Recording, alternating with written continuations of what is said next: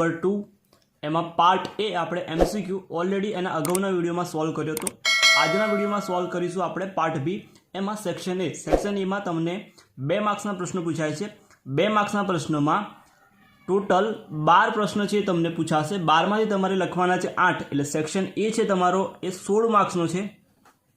16 માર્ક્સનો તમારી જોડે પ્રશ્ન છે 12, એમાંથી લખવાના છે 8, એટલે કે 8 તમારે લખવાના છે 12માંથી, અને 16 માર્ક્સ છે ટોટલ સેક્શનના છે. તો આપણે અહીંયા સોલ્યુશન કરીશું. તો સોલ્યુશન તમને હું અહીંયા જે ક્વેશ્ચન છે સોલ્વ કરીશ એના શોર્ટ પોઈન્ટ લખીશ. આખું પ્રશ્ન છે એનું સોલ્યુશન નહીં કરીએ આપણે, શોર્ટ પોઈન્ટ કે તમારે કયા પ્રશ્નના આ પ્રશ્ન છે, તો સપોઝ આ પ્રશ્નના કયા પોઈન્ટ તમારે માઇન્ડમાં રાખવાના છે, જેથી તમારે એક્ઝામમાં એ પોઈન્ટ છે એને સેન્ટેન્સમાં કન્વર્ટ કરી લખી નાખવાના. તો એવા પ્રશ્ન છે, એ પ્રશ્નોનું આપણે અહીંયા સોલ્યુશન કરીશું. તો પહેલો પ્રશ્ન છે સેક્શન એમાં, એ છે ફ્રેન્કલ ક્ષતિ સમજાવો. પહેલો પ્રશ્ન છે ફ્રેન્કલ ક્ષતિ સમજાવો.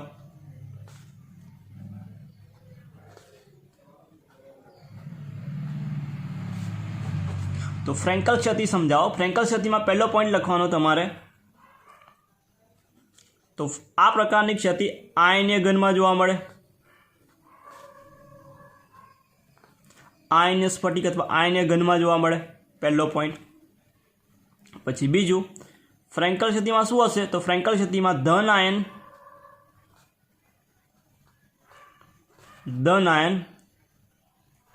એ ઋણ આયન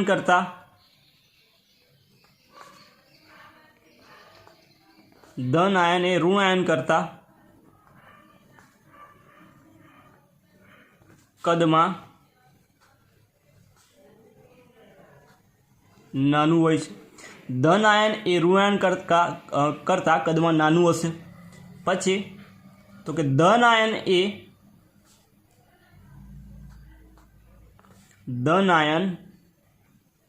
એ પોતાની સ્થાન પરથી, એટલે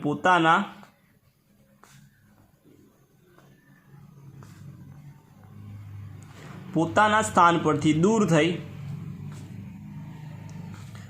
થઈ સ્ફટિકમાં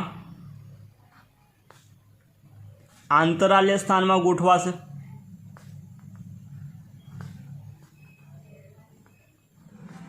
આંતરાલ્ય સ્થાનમાં ગોઠવાય છે. તો ધન આયન એ પોતાની જગ્યા પરથી અથવા પોતાના સ્થાન પરથી દૂર થઈ સ્ફટિક જે છે, સ્ફટિકના સ્ફટિકમાં આંતરાલ્ય સ્થાન છે, આંતરાલ્ય સ્થાનમાં ગોઠવાશે. એટલે કે પોતાના સ્થાન પર કઈ ક્ષતિ કહેવાશે?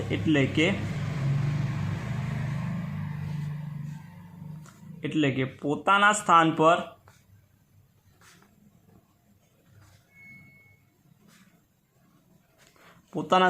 કઈ ક્ષતિ? રિક્ત ક્ષતિ કહેવાશે. રિક્ત ક્ષતિ. અને નવા સ્થાન પર આંતરાલ્ય ક્ષતિ ઉદ્ભવે છે.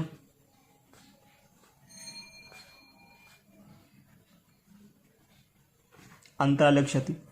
બીજો પોઈન્ટ કે ફ્રેન્કલ ક્ષતિને વિસ્થાપન ક્ષતિ પણ કહે છે. તો ફ્રેન્કલ ક્ષતિને વિસ્થાપન ક્ષતિ પણ કહે છે. બીજું લખવાનું કે આમાં ઘનતામાં કોઈ પણ પ્રકારનો ફેરફાર થતો નથી. તો ઘનતામાં કોઈ ફેરફાર નહીં. થતો નથી. છેલ્લે લખવાના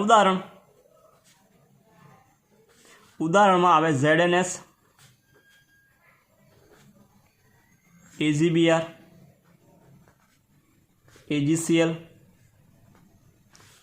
AgBr એ બંનેમાં આવે, શોર્ટકી અને ફ્રેન્કલ બંનેમાં. તો આ તો તમારા ફ્રેન્કલ ક્ષતિનો જે છે પ્રશ્ન, એનો જવાબ છે તમારે આ રીતે છે લખવાનું છે. તો પહેલો પ્રશ્ન ફ્રેન્કલ ક્ષતિ, એના પોઈન્ટ છે તમને અહીંયા લખેલા છે કે આયનીય ઘનમાં જોવા મળે.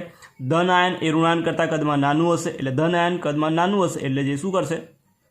તો સ્ફટિક લેટિસમાંથી પોતાના સ્થાન પર દૂર થઈ આંતરાલ્ય સ્થાનમાં ગોઠવાશે. એટલે કે જે ધન આયન દૂર થયો ત્યાં રિક્ત ક્ષતિ, ખાલી જગ્યા પડશે, અને નવા સ્થાન પર ગોઠવાશે એટલે કે આંતરાલ્ય ક્ષતિ કહેવાશે. બીજું વિસ્થાપન ક્ષતિ કહેવાય. ઘનતામાં કોઈ ફેરફાર થતો નથી. અને આકૃતિ દોરી હોય તો આકૃતિ દોરી નાખવાની ત્યાં, બરાબર. આકૃતિ દોરી હોય તો આકૃતિ પણ દોરી નાખાશે. પછી બીજો પ્રશ્ન છે એ સિલેબસની કટ થઈ ગયો છે. આપણે દ્રાવણની જે વાહકતા મંદન સાથે શા માટે ઘટે છે, એટલે બીજો પ્રશ્ન છે આપણે અહીં કેન્સલ છે. तो बीजो प्रश्न सॉल्व नहीं करिए आपणे। त्रीजो प्रश्न तमने आपेलो छे એટલે ત્રીજો પ્રશ્ન ડાયરેક્ટ આપણે સોલ્વ કરીશું અહીં। तो ત્રીજા પ્રશ્નમાં છે અચળાંક પરથી પ્રક્રિયાક્રમ શોધો। અચળાંક પરથી પ્રક્રિયાક્રમ શોધો। તો તમને એ આપેલો છે એ જેમાં કે બરાબર છે 2.3 10⁻5 litre mole inverse second inverse. तो लीटर मोल इनवर्स होय सेकंड इनवर्स से लीटर मोल इनवर्स तो एनो क्रम थाय द्वितीय क्रम।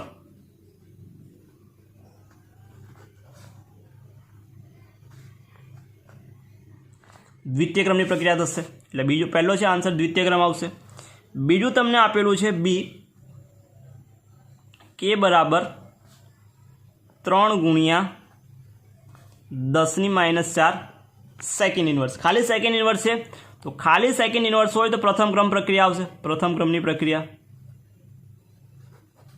प्रक्रिया तो आ थशे तमारे प्रथम क्रमनी प्रक्रिया। अने हजू शॉर्ट में याद राखी रह्युं होय कि जो litre mole litre inverse second inverse शून्य क्रम। आना करता ऊँधू मोल पर इनवर्स लीटर एवं ने एवं लीटर सेकंड इनवर्स द्वितीय क्रम ने खाली सेकंड इनवर्स तो प्रथम क्रम। तमारे आटलू है शॉर्ट में याद राखी लेवानुं। अथवा तो एनु सूत्र है कि प्रक्रिया एमसीक्यू में जोयुं तो आपणे कि मोल पर लीटर आखाનું 1 - n second inverse any value जी है आपणे मूकी अने क्रम है क्रम नक्की कराशे। तो आ तो तमारे कोयडो 2.4 टेक्स्ट बुक में पूछेलो है। तो आ आवशे आंसर पहलानो द्वितीय क्रम बीजानो थशे प्रथम क्रम। नेक्स्ट प्रश्न है प्रश्न नंबर 4 द्रव अनुरागी अने द्रव विरागी कलिलनो तफावत। तो द्रव अनुरागी અને બીજું છે દ્રવ વિરાગી। તફાવતના બે મુદ્દા લખો ગમે તે બે મુદ્દા એવું આપણને પ્રશ્નમાં કીધું છે। તો બે મુદ્દા આપણે અહીંયા લખવાના છે। તો દ્રવ અનુરાગી તો પહેલો પોઈન્ટ આવે દ્રવ અનુરાગી કલિલ છે સોલ્વ કેવો હશે પ્રવાહી સ્નેહી કેવા છે ને। તો પહેલું લખવાનું પ્રવાહી સ્નેહી। આમાં શું આવશે પ્રવાહી વિરાગી।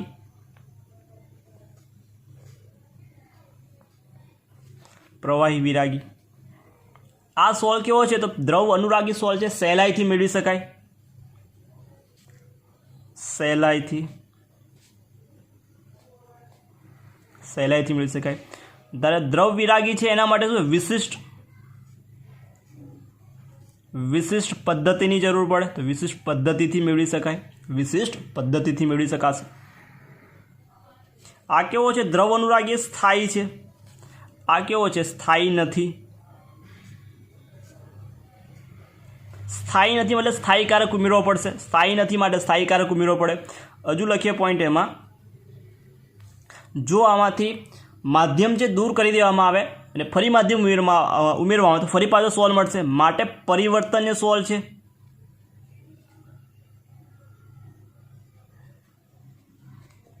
परिवर्तनीय सोल्व केवा छे જ્યારે આમાં માધ્યમ દૂર કરી નાખે ફરી સોલ્વ મળશે ને માટે અપરિવર્તનીય સોલ્વ।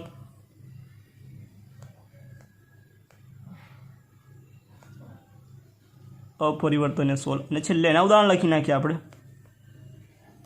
તો આમાં સ્ટાર્ચ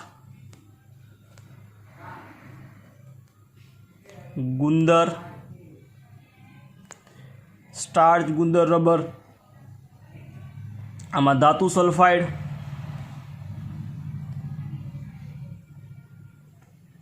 आ उदाहरण लखीए। तो आ था एना 2 पॉइंट कीधा था आपणे 1 2 3 4 ने 5 पॉइंट लख्या। तमारे गमे ते 2 पॉइंट छे एना लखवाना। तो आ तो प्रश्न नंबर 4 द्रव अनुरागी कलिल अने द्रव विरागी कलिलनो तफावत। नेक्स्ट प्रश्न है आपणो प्रश्न नंबर 5। पांचमा प्रश्न में है तमने प्रक्रिया पूर्ण करो। प्रक्रिया पूर्ण करो में पहली प्रक्रिया आपी है तमने AU plus CN minus plus H2O plus O2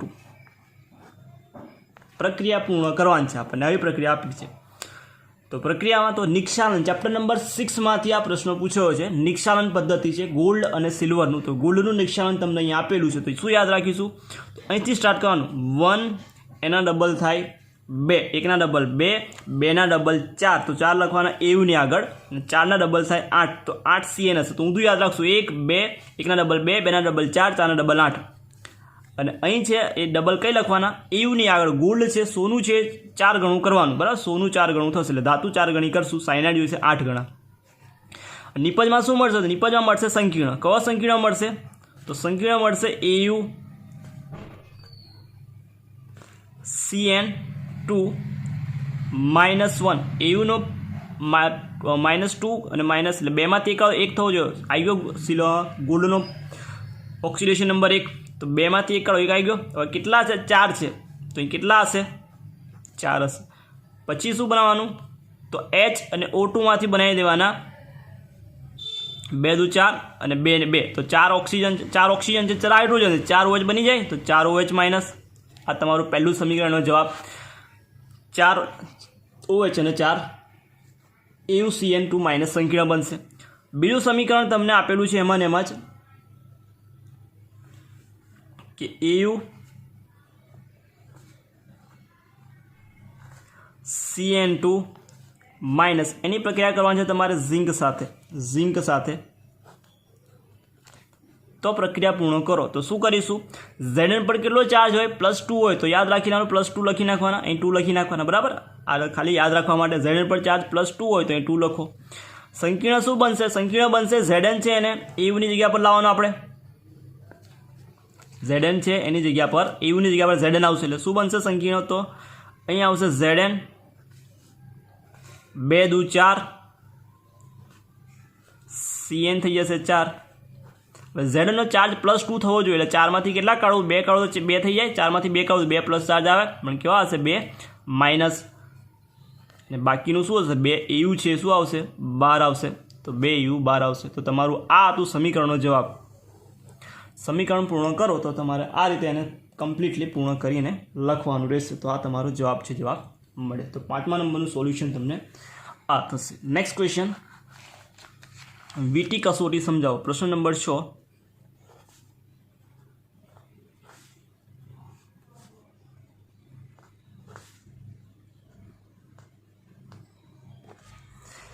તો વીટી કસોટી પહેલાં તો કોના માટે વપરાશે? તો વીટી કસોટી પ્રયોગશાળામાં NO3ની પરખ માટે, NO3 માઇનસ નાઇટ્રેટ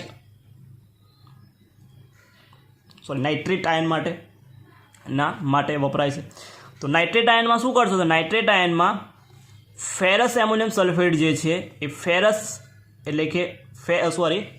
આયન એટલે Fe+2 જે છે એ NO2 ને એટલે કે NO3 છે, NO3 માઇનસ આયન જે છે નાઇટ્રેટ, એને નાઇટ્રિક ઓક્સાઇડમાં કન્વર્ટ કરે છે, NOમાં કન્વર્ટ કરે છે.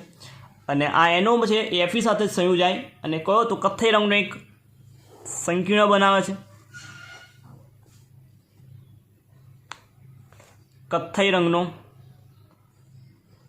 એક સંકીર્ણનું નિર્માણ થાય છે. આનો બેઝિક જે છે. તો કરવાનું શું છે? તો કે NO3 ધરાવતું NO3 માઇનસ આયન ધરાવતું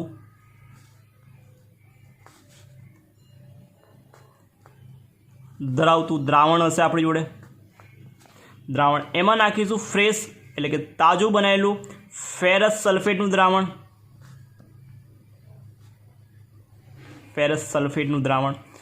આ બે દ્રાવણને આપણે ટેસ્ટ ટ્યુબમાં લઈશું અને આ દ્રાવણમાં નાખીશું આપણે સાંદ્ર H2SO4. ક્યાંથી? તો કે ટેસ્ટ ટ્યુબની ધાર છે ત્યાંથી એડ કરીશું.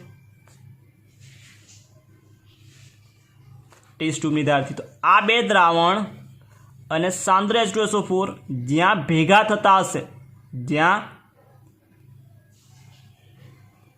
જ્યાં ભેગા થાય છે ત્યાં કથ્થઈ વલય બને છે, જે NO3 માઇનસ આયનની હાજરી સૂચવે છે. સપોઝ આપણે અહીં ડ્રો કરીને જોઈએ તો આવું કંઈક થશે. તો આપણી જોડે દ્રાવણ છે અત્યારે, તો આ દ્રાવણ છે આપણી જોડે NO3 માઇનસ આયનવાળું અને Fe+2 એટલે ફેરસ સલ્ફેટનું દ્રાવણ છે. હવે અહીંથી આપણે બીજી ટેસ્ટ ટ્યુબથી H2SO4 છે એ નાખીએ છીએ.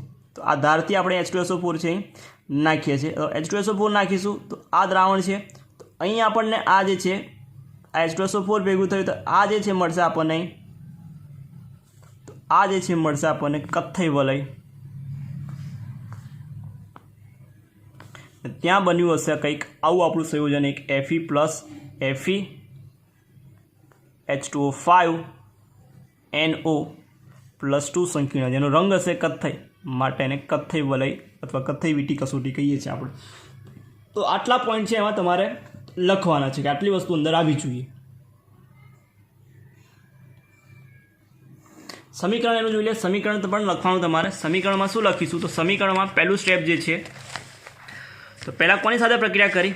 તો પ્રક્રિયા સમીકરણ લખવું પડશે. તો સમીકરણમાં આવશે NO3 માઇનસ આયન આપણે લીધું એક. તો પ્રક્રિયા કરી આપણે Fe+3 સાથે, અને એસિડિક મીડિયમમાં એટલે કે H2SO4 H+ આવશે. તો યાદ રાખશો NO3 પરથી અહીં લખી, સોરી Fe+2 હશે, Fe+2 આ 3 છે એટલે અહીં 3 લખશું. 3 પછી શું આવે? તો 4 આવે, 4H+ લખી નાખવાના. NO3 માઇનસ તો અહીં 3 પછી H એટલે 4+ લખવાના. આ રીતે શું બનશે એમાંથી? તો NO3માંથી કન્વર્ટ કરી નાખશે NOમાં, Fe+3માંથી બનશે, Fe+3માંથી બની જશે Fe+2માંથી સોરી +3 બનશે. કેટલા છે? તો 3 છે, 3 જ લખવાના. 4 H2O છે, તો 4 H2O અહીં વપરાઈ ગયા. કેટલા? 1 વપરાઈ ગયો, હજુ 2 બાકી રહ્યા, એટલે 4ના અડધા 2 થાય, તો 2 H2O લખી નાખવાના તમારે. 2 H2O. આ પહેલું સ્ટેપ, પહેલું સમીકરણ. બીજું થશે હવે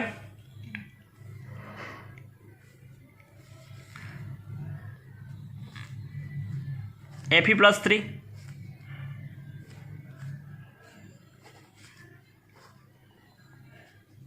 સોરસ કૌંસ આવશે Fe H2O6 માઇનસ સોરી +2 આવશે ઉપર, +2 એની પ્રક્રિયા થશે NO જોડે, નહીં બનશે આપણી જોડે Fe H2O5 NO+2 અને H2O છે છૂટું પડશે. આને આપણે કહીશું કથ્થઈ વલય. જે બન્યું આ કથ્થઈ વલય, આનો જે રંગ હશે સંકીર્ણનો એ છે આપણને કથ્થઈ જોવા મળશે. તો આથી તમારી રિંગ કસોટી ને એના પોઈન્ટ 6, પ્રશ્ન નંબર 6 એનું સોલ્યુશન તમારે આ રીતે છે એ લખવાનું છે. તો નેક્સ્ટ પ્રશ્ન છે આપણો 7મા નંબરનો, કે જાંબલી રંગ ધરાવતા ડી વિભાગના આયનો લખો. તો જાંબલી રંગ ધરાવતો એવા 3 છે. વિક્રમ યાદ રાખજો, V+2 Cr+3 Mn+3, જેમાં જાંબલી રંગ જોવા મળશે. નેક્સ્ટ છે એમાં જ કે રંગવિહીન 2 આયનના નામ લખો. રંગવિહીનમાં સ્કેન્ડિયમ Sc+3 અને Zn+2, જેમાં D0 હશે અને આમાં D10 આવશે. તો આ તો તમારો 7મા નંબરનો પ્રશ્નનું સોલ્યુશન.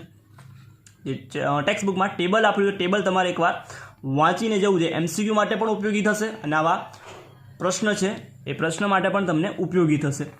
નેક્સ્ટ છે નિસ્તાપન અને ભુંજન સમજાવો. નિસ્તાપનમાં સિમ્પલ છે, એને ગરમ કરવાનું છે. ગરમ કરતાં બાષ્પશીલ દ્રવ્યો દૂર થાય અને ધાતુ અક્ષરમાં રૂપાંતર પામશે. જે કાચી ધાતુ છે અથવા અયસ્ક છે એને ગરમ કરતાં મર્યાદિત પુરવઠામાં ઓક્સિજનની હાજરીમાં ગરમ કરતાં બાષ્પશીલ દ્રવ્યો દૂર થાય, ધાતુ અક્ષરમાં રૂપાંતર પામે. Fe2O3.XH2O ગરમ કરું તો Fe2O3 XH2O દૂર થાય. ZnCO3 ગરમ કરું તો ઝિંક ઓક્સાઇડમાં રૂપાંતર થાય, CO2 વાયુ દૂર થાય. CaCO3 MgCO3 ગરમ કરું, CO MgO અને CO2 છે એ દૂર થશે. ભુંજન તો ગલનબિંદુ કરતાં નીચા તાપમાને ગરમ કરતા અયસ્ક અથવા કાચી ધાતુને તેના ગલનબિંદુ કરતાં નીચા તાપમાને ઓક્સિજનના વધુ પુરવઠાની હાજરીમાં ગરમ કરતાં ધાતુ અક્ષરમાં રૂપાંતર પામશે. મુખ્યત્વે સલ્ફાઇડવાળી ઓર માટે આપણે એનો ઉપયોગમાં લઈશું. PbS+3O2 તો PbO પ્લસ SO2 થાય. ZnS+O2 તો zinc oxide plus SO2. Cu2S બીજું લખવું ઉદાહરણ તો Cu2S પ્લસ O2 તો મળશે શું? Cu2O +SO2 આમાં પણ નંબર યાદ રાખો તો 23 રાખવાનો, 23 22 23 ના બાજુ 22. તો આ તમારો જે છે નિસ્તાપન અને ભુંજનનો જવાબ થશે. નેક્સ્ટ છે પ્રશ્ન નંબર 9, ડાવ પદ્ધતિ.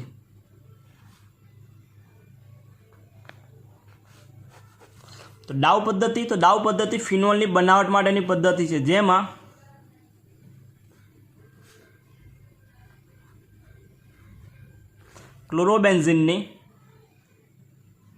ક્લોરોબેન્ઝિનની NaOH સાથે સોડિયમ હાઇડ્રોક્સાઇડ સાથે 623 કેલ્વિન તાપમાન અને 300 વાતાવરણ. તો અહીંયા વાતાવરણ જ આવશે 300 વાતાવરણ.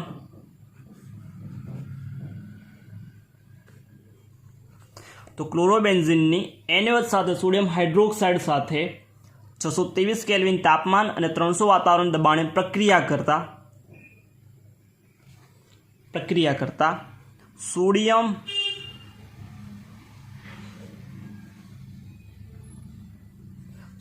ફિનોક્સાઇડ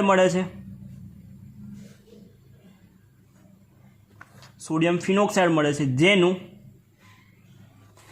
HCl વડે હાઇડ્રોક્લોરિક એસિડ વડે એસિડીકરણ કરતા HCl વડે એસિડીકરણ કરતા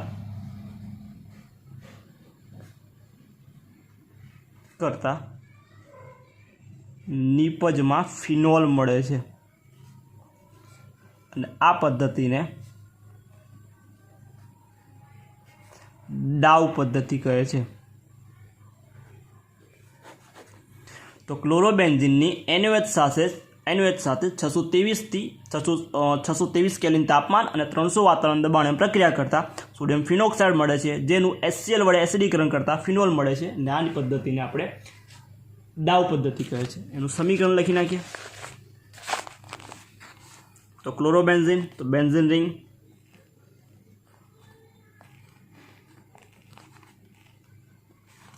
પ્રક્રિયા કરવાની છે NaOH સાથે. કંડિશન લખીએ 623 કેલ્વિન તાપમાન, 300 વાતાવરણ દબાણે પ્રક્રિયા કરતા સોડિયમ ફિનોક્સાઇડ મળશે. બેન્ઝિન રિંગ તો ઉપર બનશે. આપણે યાદ રાખેલું છે H અને અહીંથી Cl દૂર કરી નાખવાનું. બાકી રહ્યું શું? તો ONA. તો જ્યાંથી છૂટું થયું ત્યાંથી જોડી દો. તો ONA, બેન્ઝિન રિંગ પર ONA, જેને સોડિયમ ફિનોક્સાઇડ કહીશું આપણે.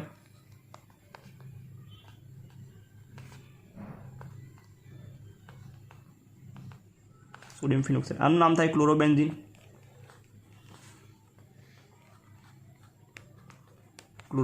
આ સોડિયમ ફિનોક્સાઇડ છે એનું HCl વડે એસિડીકરણ કરશું. તો અહીંથી ફરી પાછું Na અને Cl દૂર કરો, H પાછો જોડી દો ઉપર. તો બેન્ઝિન રિંગ ઉપર OH. આ નિપજને આપણે ફિનોલ કહીશું. તો આ તમારી ડાવ પદ્ધતિ complete. Chlorobenzene plus NaOH, 623 kelvin તાપમાન, 300 વાતાવરણ દબાણ, સોડિયમ ફિનોક્સાઇડ, બેન્ઝિન રિંગ ઉપર ONA, HCl વડે એસિડીકરણ, તો OH, બેન્ઝિન રિંગ ઉપર OH. આને કહેવાશે ડાવ પદ્ધતિ તમારી. તો આ તો પ્રશ્ન નંબર 9નું સોલ્યુશન. પ્રશ્ન નંબર 10 આવ્યા આપણે. 10માં તમને કીધું છે ગ્લુકોઝમાં કાર્બોનિલ સમૂહની હાજરી. 10મા પ્રશ્ન છે તમારે ગ્લુકોઝમાં કાર્બોનિલ સમૂહ એટલે કે C∪O સમૂહની હાજરી આપણે પુરવાર કરવાની છે. તો પહેલું છે એમાં તો લખી નાખીએ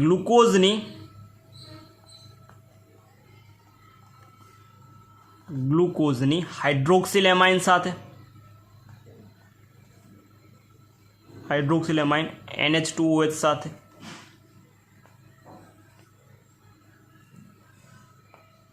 પ્રક્રિયા કરતા ઓક્ઝાઇમ મળે છે.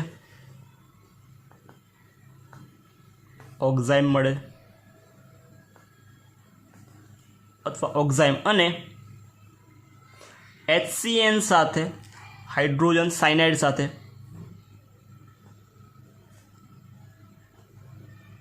પ્રક્રિયા કરતા સાયનોહાઇડ્રિન મળે છે.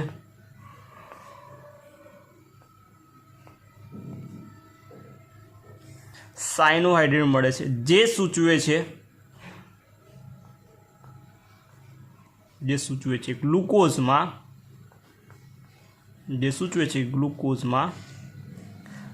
કાર્બોનિલ સમૂહની હાજરી. C ડબલ બોન્ડ O જેને આપણે કહીએ છીએ સમૂહની હાજરી. આ તમારો ગ્લુકોઝની જે છે એની હાજરી આવી. સમીકરણ લખું છું આપણે બેવના. ગ્લુકોઝ એટલે યાદ રાખશું CHO, પછી લખવાનું CHOH. કેટલી વાર લખવાનું? 4 વાર લખવાના. તો 4 ને 5 થઈ ગયા, અને છેલ્લો કાર્બન હોય એમાં CH2OH કરી નાખવાનું. આ CH2OH. 2 પ્રક્રિયા કરવાની છે, બરાબર. પહેલી પ્રક્રિયા છે હાઇડ્રોક્સિલ એમાઇન સાથે, એટલે NH2OH કહેવાશે એને. તો નિપજમાં મળે છે ઓક્ઝાઇમ. તો યાદ રાખશું CH, તો અહીંથી O અને અહીંથી H, એટલે H2O ગયું. તો બાકી શું રહ્યું? તો CH ડબલ બોન્ડ NOH. બાકીનું છે એવું ને એવું CHOH 4 ટાઈમ CH2. આને કહેવાશે ઓક્ઝાઇમ. બીજી પ્રક્રિયાની છે સાયનોહાઇડ્રિન સાથેની, HCN સાથેની છે. તો HCNમાં યાદ રાખીશું, HCNમાં લખીશું C. તો એક બાજુ CN અને બીજી બાજુ OH. O જોડે H અને કાર્બન જોડે CN. બાકીનું છે એવું ને એવું જ CHOH 4 ટાઈમ અને CH2OH. આ તમારી નિપજ છે, નિપજ મળશે જેને આપણે સાયનોહાઇડ્રિન કહેવાશે.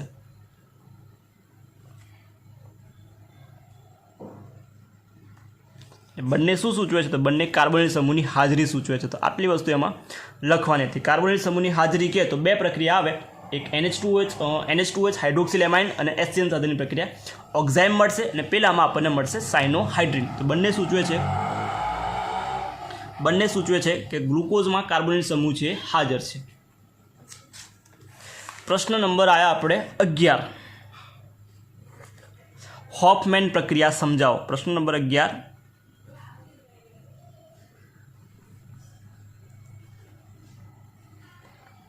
પ્રક્રિયા સમજાવો.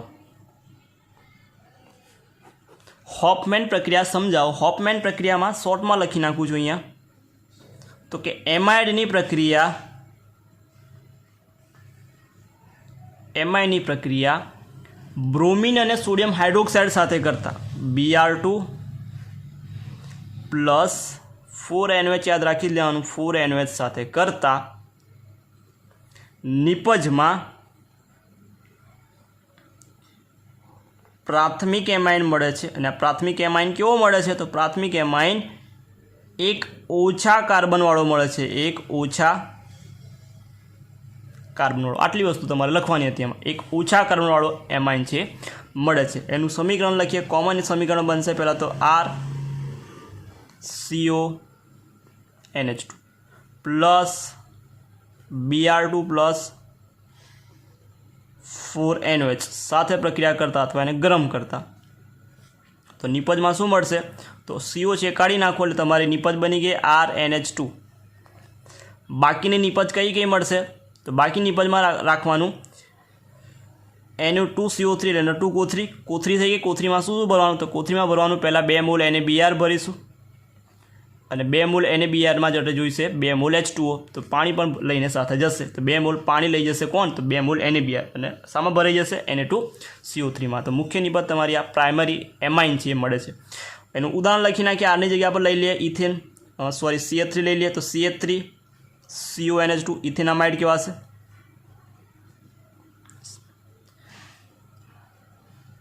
પ્રક્રિયા કરીએ છીએ Br2 પ્લસ 4NOH. તો નિપજમાં શું મળશે? તો નિપજમાં CO કાઢી નાખો. બાકી રહ્યું શું? તો CH3 ઇથેનામાઇન પ્લસ ફરી પાછું તો Na2CO3 લઈશું. શું ભરીશું એમાં? Na2CO3માં 2 મોલ NaBr ભરીશું અને 2 મોલ NaBr શું લઈ જશે? તો 2 મોલ પાણી જોઈશે પીવા માટે ને, તો 2 મોલ પાણી લઈ જશે. તો તમારો આ જવાબ હોફમેન પ્રક્રિયા સમજાવો તો તમારે આટલી વસ્તુ છે લખવાની. એક ઓછા કાર્બનવાળો એમાઇન મળશે. પ્રક્રિયા કોની સાથે? Br2 plus NaOH. કેટલા મોલ? 4 મોલ યાદ રાખશું. 1 મોલ Br અને 4 મોલ NaOH સાથે યાદ રાખી જ લેવાનું, બરાબર. તમારે આ તમારો પ્રશ્ન નંબર 12નું સોલ્યુશન. નેક્સ્ટ પ્રશ્ન 11 12મો પ્રશ્ન આવે છે ઝ્વિટર આયન. સેક્શન એનો લાસ્ટ પ્રશ્ન આપણે આયા, પ્રશ્ન નંબર 12 ઝ્વિટર આયન સમજાવો.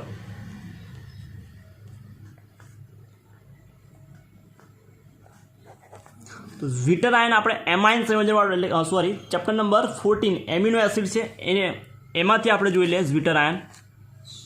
તો ઝ્વિટર આયનમાં એમિનો એસિડ જે છે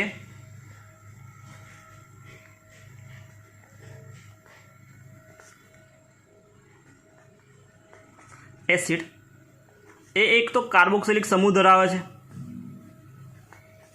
કાર્બોક્સિલિક એસિડ એટલે કે COOH સમૂહ છે એમાં. બીજું એમાં એમિનો સમૂહ છે, એમિનો એટલે કે NH2 સમૂહ છે. તો એમિનો એસિડમાં 2 સમૂહ છે. એક તો નામ પરથી જ ખબર પડી જાય એમિનો NH2 એસિડ મતલબ કાર્બોક્સિલિક એસિડ. જલીય દ્રાવણમાં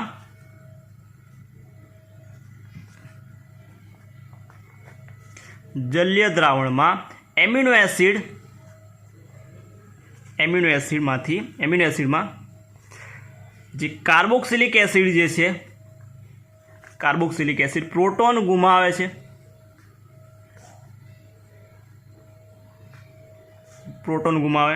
અને કાર્બોક્સિલેટ આયનમાં રૂપાંતર પામશે, ગુમાવી કાર્બોક્સિલેટ આયન. જ્યારે NH2 જે છે એટલે કે એમિનો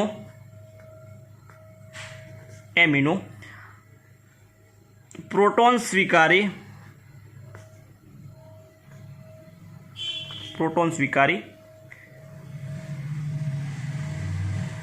NH3 પ્લસમાં રૂપાંતર પામે, NH3 પ્લસ બને છે એટલે કે દ્વિધ્રુવ આયન બને છે.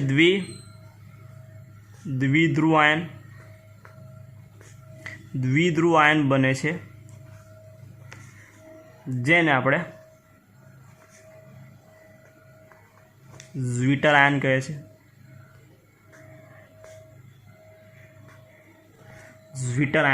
દ્વિધ્રુવ આયન બને છે જેને આપણે ઝ્વિટર આયન કહીએ છીએ. તો આ ઝ્વિટર આયન COO વાળું છે માઇનસ આયન, આ પોઝિટિવ આયન. તો એમિનો એસિડનું પેલા બંધારણ તમે દોરો તો એમિનો એસિડ બંધારણ આવું થશે RCH COOH NH2. જલીય દ્રાવણમાં તો H પ્લસ છે અહીંથી દૂર થશે, કઈ આવશે? અહીં આવશે એટલે શું બનશે? તો RCH COO minus NH3 plus. અને આપણે ઝ્વિટર આયન કહે છે. અને ઝ્વિટર આયન એસિડ બેઝ બંને સાથે પ્રક્રિયા કરે, એસિડ અને બેઝ બંને સાથે પ્રક્રિયા કરે એટલા માટે એને ઉભય ગુણધર્મી કહેવાશે. કેવો કહેવાશે?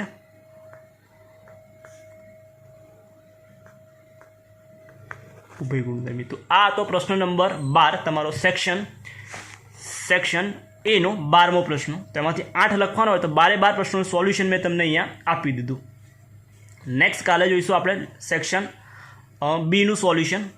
આજના સેક્શનમાં કોઈ ડાઉટ હોય તો કમેન્ટમાં તમે લખી દેજો જેથી આપણે એનું નેક્સ્ટ જે લેક્ચર છે એમાં જોઈ લઈશું સોલ્યુશન. તો ઝ્વિટર આયનમાં તમારે આટલી વસ્તુ છે લખવાની.